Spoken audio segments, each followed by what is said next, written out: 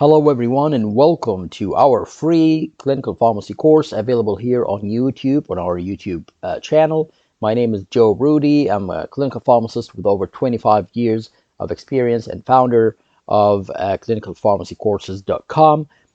In this course, you will gain an introduction to the essential roles, responsibilities, and daily practices of a clinical pharmacist. And this has been demanded by a lot of people who do not have the knowledge of what a clinical pharmacist is and what they do.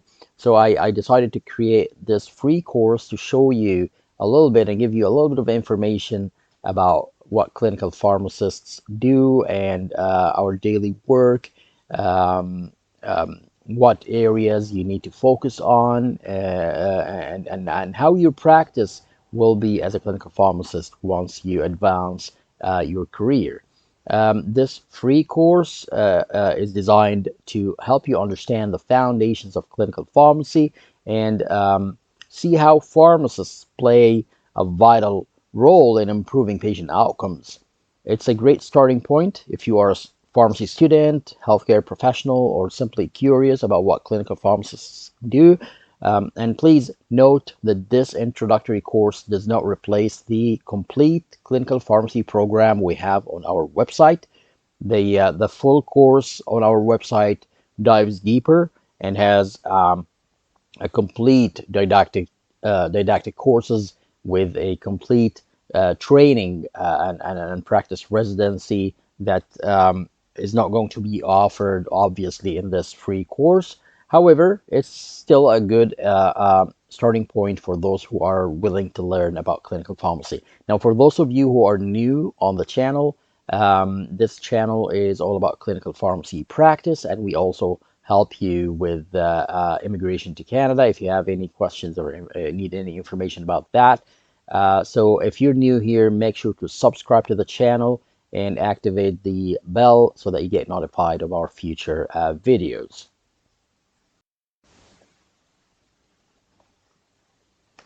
Now let's get started with our free clinical pharmacy course here, and our objectives throughout this course would be to understand what is clinical pharmacy, understand the scope and responsibilities of clinical pharmacists, understand the clinical pharmacist workflow, and you're going to see a few samples of clinical pharmacist interview questions and a sample of clinical pharmacy practice cases as well towards the end of this video. Now, to define clinical pharmacy, you will see a lot of definitions in different organizations such as the American College of Clinical Pharmacy, the Canadian Society of Health System Pharmacists, and the National Health Society in the United Kingdom. All of them circle around the same concept. So clinical pharmacy is a health science discipline in which pharmacists provide patient care that optimizes medication therapy. So optimization of medication therapy is a very important goal and promotes health, wellness, and disease prevention. If you read through the three definitions and try to translate them and simplify them, you will gain the same concept and the same goal around clinical pharmacy definition. So it's all about medication optimization and improving the outcome of those patients. The core focus areas for clinical pharmacists are usually optimizing pharmacotherapy, enhancing medication safety, and participating in interdisciplinary care. And we're going to talk about each one of these soon in the next few slides. But think of it as an evolution from product-centered practice to a patient-centered practice. Scope and responsibilities of clinical pharmacists. What are you going to be responsible about when you advance your career, become a clinical pharmacist, and start practicing in a clinic or a hospital or even at a community pharmacy? Number one, medication therapy management. This is very important. We're going to talk about it in a minute. We're going to dive deep into each one of these points actually in a few minutes. Number two, participating in clinical ward rounds. Number three, monitoring and preventing adverse drug events, which is very important as well. Number four, ensuring adherence to evidence-based guidelines. Number five, educating patients and healthcare professionals. So education is also part of your job and your responsibility as a clinical pharmacist. Of course, all of these involve areas such as medical, internal medicine, critical care, cardiology, oncology. Clinical pharmacists can exist in any medical area, basically. There are a few expanded responsibilities as well that you will encounter as a clinical pharmacist. One of them is protocol development and formulary management. They will ask you to create certain protocols at the areas where you practice. They'll ask you to manage the formulary, add new drugs, remove old drugs, and things like that. Research and quality improvement. They'll ask you to do research. They'll ask you to do certain quality improvement projects. And as I said before, education and training, educating students, educating your colleagues, educating physicians, nurses. That's another thing, another responsibility that falls under the clinical pharmacy practice. Now let's take medication therapy management and try to understand what exactly do you do in that. So this can include a lot of things, such as medication reconciliation. Again, we're going to explain that later. Uh, Drug therapy review and optimization. And this is very important. I would like you to take note of these because these are core duties that you're going to do as a clinical pharmacist on a daily basis wherever you practice. So number two is a drug therapy review and optimization. Number three, monitoring drug effectiveness and safety. Number four, therapeutic drug monitoring. You've probably heard of that before. Number five, participating in rounds, daily rounds. Number six, antimicrobial stewardship, which is also very important. Number seven, patient counseling and education. And finally, documentation. I'm going to add to documentation also communication. Communication skills are very important here and it's part of medication therapy management. We'll start with medication reconciliations. The first one mentioned on this list. It must be really important. And this is basically a systematic process of verifying the patient's medication history at every step of the medical care. So on admission, upon transfer from one unit to another, and upon discharge. So you have to look at all the medications and do some sort of reconciliation to make sure that nothing got missed, nothing is wrong, nothing is in excess. Maybe there's an extra medication that is not needed, and things like that. You need to identify discrepancies, such as omissions, duplications, or incorrect doses. This prevents medication errors and adverse drug events. Of course, if a patient has a therapeutic duplication or a missed medication that is really important for their health, that can affect them and can lead to sooner hospitalization, which is not our goal. Our goal is to minimize hospitalization and reduce future hospitalizations, and of course can lead to medication errors and adverse events. Moving on to drug therapy review and optimization. This is basically a comprehensive evaluation of the ongoing medication regimens for appropriateness, efficacy, and safety. And if you have taken my complete course, or if you're planning to take the complete course, we have a systematic approach on how to do that, how to do the comprehensive evaluation, and there are certain forms that you can an example, a sample form to follow to do the comprehensive evaluation in a very professional way. Um, this can include adjusting doses, route of administration, or even changing agents around that are patient-specific for patient-specific factors such as indications, renal or hepatic function, age, and weight, and other factors as well. And the point from it is to ensure therapy aligns with clinical guidelines and individual therapeutic goals. It's not a one-size-fits-all, so if this patient is taking this medication, let's say vancomycin 1 gram twice a day every 12 hours, That doesn't mean that the other patient in the next room will also, if prescribed, vancomycin will also be on the same dose, 1 gram every 12 hours. You have to individualize treatment. You have to make changes to doses. Sometimes the drug is prescribed in the wrong route of administration. The patient next in the next room requires oral vancomycin as opposed to intravenous vancomycin in the other patient, and both of them work differently and for different indications. So you have to be very careful here when you're doing the drug therapy review and optimization. All of that is being taught in detail in our complete course at clinicalpharmacycourses.com. Monitoring drug effectiveness and safety. Yes, we do that as well. You might be wondering, how am I going to monitor? We teach the different ways of monitoring on the complete course, but this is basically a way to evaluate patients' response to medications and identify any lack of efficacy or any adverse effects.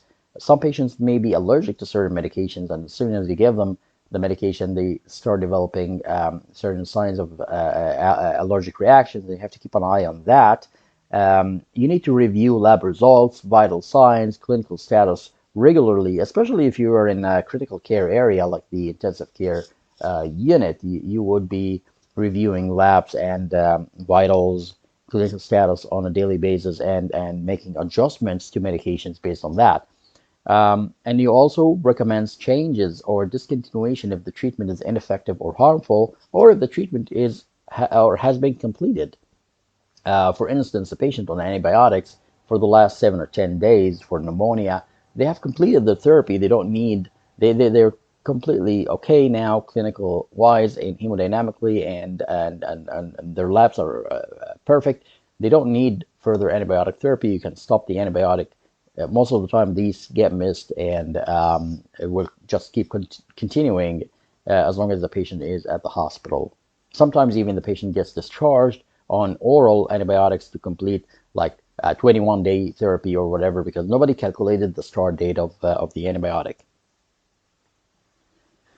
Therapeutic drug monitoring is very important as a part of our daily work as clinical pharmacists. And here you measure the serum concentration of the narrow therapeutic index drugs such as vancomycin, aminoglycosides, and phenytoin, and there are other drugs too. And we teach you how to do that in the complete course, of course. This aids in optimizing dosage regimens to maximize efficacy while minimizing toxicity, as you all know. And you would be incorporating pharmacokinetics and patient-specific parameters to help you with the therapeutic drug monitoring task. This is a daily task. There's no running away from it, so you have to be ready for therapeutic drug monitoring. A lot of therapeutic drug monitoring if you work at a hospital.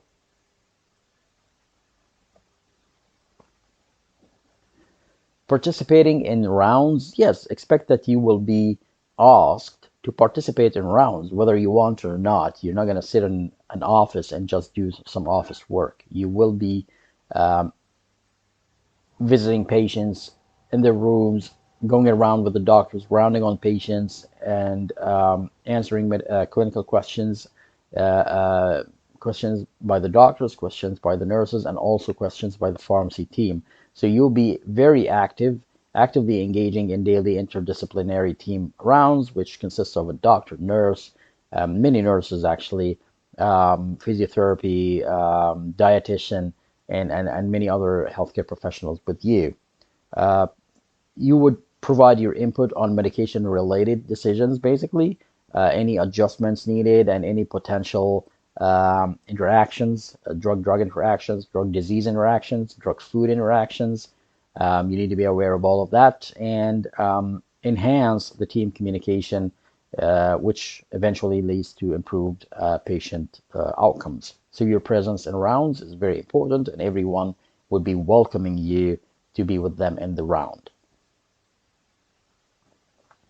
Antimicrobial stewardship is very important, especially in hospitals, but this can be participated in any practice area. So it can be in clinics, it can be in a local community pharmacy as well. You promote appropriate use of antibiotics to combat resistance and improve outcomes. You can also recommend de-escalation, switching from IV to oral, duration adjustments, and all of that, like I mentioned earlier. And you monitor microbiology results and infection trends. Sometimes the patient is actually on the completely wrong antibiotic that the bacteria is resistant to. So you notice that and you inform the doctor and you switch the antibiotics. You have a really great role as an antimicrobial stewardship clinical pharmacist. Patient counseling and education. This is pretty basic. You do this everywhere as a pharmacist. Um, what you might do extra here is educating patients and also family members at the bedside. Sometimes you might have to educate a caregiver that is taking care of the patient. So you provide medication related education, basically initiation of high risk medications or upon request. Um, Instruct patient on the indication, side effect, and adherence strategies and lifestyle medications. I'm sorry, lifestyle modifications. Believe it or not, we see a lot of patients that are cardiac patients who just came to the hospital with STEMI or NSTEMI or some sort of acute coronary syndrome, and they just had a couple stents implanted, and they're on all these medications, and then a few weeks or a few months later, they come back with another heart attack because they were not compliant with their medication. They didn't know that they have to take these medications for a year or longer or for life, and they basically end up with another heart attack, which is so bad and leads to a lot of loss in resources. So educating the patient on the importance of their medications and importance of compliance as well is very important.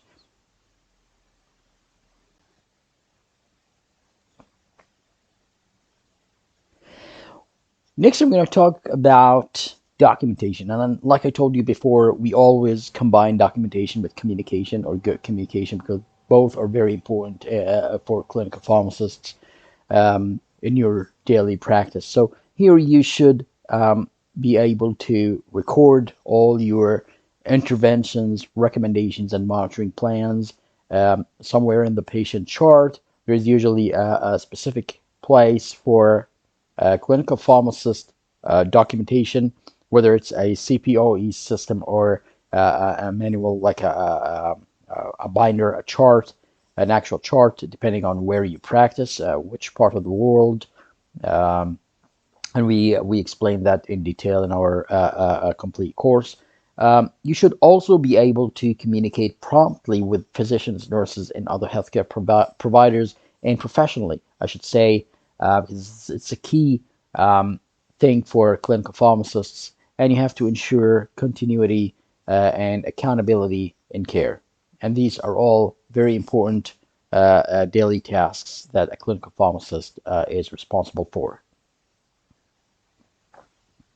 Now, as it comes to the extended duties, like I mentioned before, formulary management and policy development are important daily tasks that you will be asked to contribute towards wherever you practice. Whether you practice in a critical care setting or in a medical setting, it doesn't matter. You will be asked to participate in the Pharmacy and Therapeutics Committee, do formulary addition reviews, assist in developing hospital protocols, guidelines, and clinical pathways, and support cost effective and evidence based medication use, which is the main point for these health systems for you to optimize the patient outcomes and also reduce the cost of therapy um, uh, as much as possible. Another extended duty would be research and education and also participating in quality improvement projects. Um, at times, you'll find quality teams approaching you and asking you for a quality improvement project that you can do and present to their department. Um, Research and clinical studies happen all the time, especially in hospitals, because it's a perfect environment for clinical studies. You may be responsible for audits, for engaging in other ways, such as data collection in a clinical study. You will be asked to educate pharmacy students, medical residents, pharmacy residents, healthcare professionals that work with you at the hospital or at other hospitals as well. You may be asked to visit other hospitals and give some continuous pharmaceutical education. You will be asked to lead and contribute to quality improvement initiatives aimed at medication safety and therapeutic outcomes. Now, how does the clinical pharmacist workflow look like? Typically, a daily workflow would involve reviewing or starting your day with reviewing patient charts and medication history, trying to gather as much information as possible about the cases you're going to see later, and then attending multidisciplinary rounds right after that, um, performing medication reconciliation for new admissions or transfers or even discharged patients, monitoring labs, adjusting therapy accordingly, counseling patients at discharge, and documenting, of course, documenting your interventions and the patient record. As it comes to communication throughout the day, there will be a lot of communication happening, whether it's clinical handover to your fellow clinical pharmacist or from your fellow clinical pharmacist who was covering the area before you, or with the doctors, with the nurses, or with other pharmacy team. These could be verbal or written recommendations that will be handed over to you.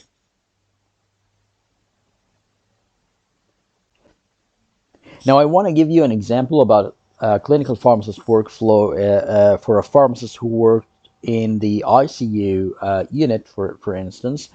Um, if you're working in an ICU unit, you know that this is a critical care unit. You have to have critical thinking. You need to be very, very fast with your thoughts, with your plans, with your recommendations. You need to be top notch when it comes to knowledge.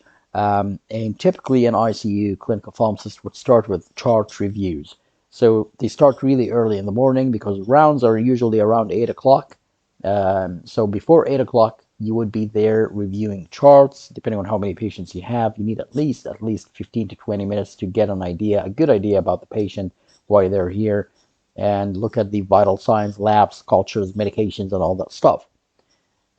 While you're reviewing the chart, the ICU clinical pharmacist would be already identifying problems, like there's some sort of nephrotoxicity happening here, or there's a drug-drug interaction happening in that patient. So you will be writing down certain drug-related problems as you go, and then around 8 to 8:30 in the morning, rounds will start, and they will call for you to attend the round. If you're not around, they will call you. Trust me, whether it's ICU or any other unit.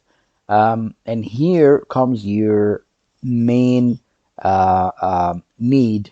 They will be asking you multiple drug information questions, and you will be giving them lots of information, such as therapeutic drug monitoring needed in this patient, a dose adjustment is needed in another patient. We need to switch this patient antibiotic or beta blocker or whatever medication to another medication, which would be more beneficial and have better outcomes in those patients. Once you're done with the rounds, you would gather all that information that you recommended in round and document it in the electronic medical record or the chart or whatever documentation method you have at your hospital or clinic. Finally, throughout the day, you'll be visiting the unit multiple times to follow up the therapeutic response and lab changes on patients and making other recommendations. And maybe those patients will have consultations from other departments, such as the surgical department. And maybe those surgeons would make other recommendations, such as switching anticoagulation or stopping antiplatelets or doing this or doing that or switching antibiotics. So you will be around to help with recommendations on which is the best drug to use and the best dose and route of administration as well.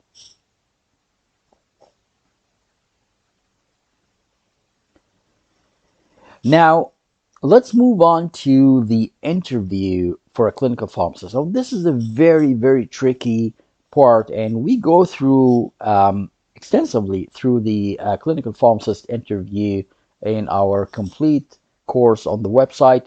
But I wanted to give you sample questions that you may be asked in a clinical pharmacist interview anywhere in the world, not necessarily in Canada or the United States, but anywhere in the world. If you are going for a clinical pharmacist interview, you probably are asking yourself, oh, what are they going to ask me? I wonder. Now, here are some samples for clinical pharmacist interview questions, such as what is your approach to handling a drug-drug interaction, for instance? How do you manage a patient with renal impairment on vancomycin? Describe a challenging clinical case you handled. And this is a very popular question, by the way. It helps the interviewees to determine whether or not you actually have the experience and the education as a clinical pharmacist, and you've actually practiced as a clinical pharmacist for quite a long time. Because if you didn't, you wouldn't have a challenging patient. Another question is, how do you stay updated with recent guidelines, for instance? How do you handle conflict with physicians regarding therapy choices? And yes, some clinical pharmacists will have conflicts with physicians. We're not angels. Some of us are really arrogant. Some of us just want their recommendations to be followed without thinking from the doctor's point of view.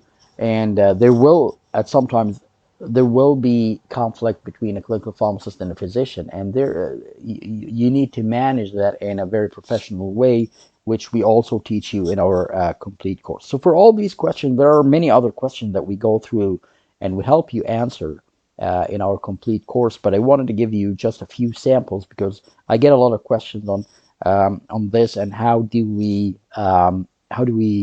pass a clinical pharmacist interview. But if you want the extensive training, you should probably sign up for the complete course, because we have two large videos explaining every part of the clinical pharmacist interview and how to answer all of these questions. Some of them are clinical questions and some of them are personal questions as well.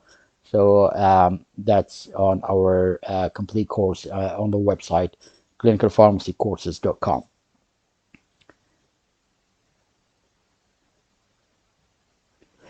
Now, this is a sample practice clinical pharmacy cases, which you may also encounter in an interview, but also to show you some examples of what you will encounter in your practice as a clinical pharmacist. So, case one is an ICU patient with septic shock. The reason for admission is that the patient has a septic shock. It's been already diagnosed on admission, and septic shock is one of the problems or disease problems that get identified and diagnosed immediately on admission, because there is a certain steps that you have to follow right away within 1 hour. So the questions here would be, what initial management would you recommend? What consideration would you keep in mind? Now, these patients are very critical, and the risk of mortality is very high by the hour. So you need to have a plan already in your head before the patient presents to ER or to the a clinic or wherever the patient is presenting. Case number two is about a patient on warfarin with an INR of 5.2. They presented to ER or to the clinic. You measure the INR through the lab facilities, and you find out that it's 5.2. What would you do? How would you manage anticoagulation in this patient? And what would you recommend? Would you recommend an antidote, or is there something else that you would recommend? How would you manage this patient? Let me know in the comments, by the way, if you have information on any of these questions. Case number three is about a diabetic patient with recurrent either hypoglycemia or hyperglycemia or diabetic ketoacidosis. How do you manage these patients? How do you evaluate their medication regimens, diet, renal function, drug interactions? What are you looking for, and how do you treat it? Every one of these, by the way, have different treatment guidelines, so you need to be careful. Again, let me know in the comments if you have had experience with such cases before. And case number four is about a newly diagnosed DVT in a pregnant lady. What treatment approach would you recommend, and what are some of the contraindicated medications that you should avoid in this patient? And as you all know, pregnant women are very vulnerable, and we cannot really use every single medication on them. So again, you might get this question. In this case, wherever you practice, you gotta be prepared for similar cases. I think this concludes our free clinical pharmacy course. If you have any questions, please feel free to leave me a comment in the comment section. Thank you all for attending the free clinical pharmacy course today. I hope this was helpful and useful for a bunch of you. And once again, if you want more extensive clinical pharmacy knowledge and information and training, please make sure to visit our website www.clinicalpharmacycourses.com and sign up for the clinical pharmacy course. It's a complete, extensive course in clinical pharmacy with lots and lots of didactic information, lectures and presentations and quizzes. And also for the second part of it, you have a complete practical course residency training that will help you practice clinical pharmacy as if you are at a hospital or at a clinic. And then you will also get trained at the end of the course on how to pass the clinical pharmacist interview. So it's a very extensive course that covers everything, and it's a unique course that achieved